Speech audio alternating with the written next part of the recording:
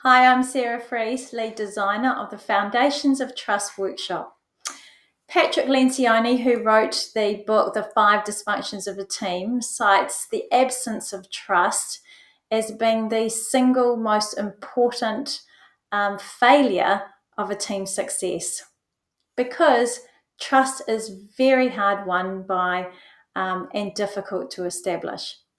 In the Foundations of Trust workshop, what we do is we take a look at understanding why trust is so important to build, explore Google's research in building team trust, enables team members to take a look at their own filters of building trust, and also enables and builds commitment to build greater future trust in the team.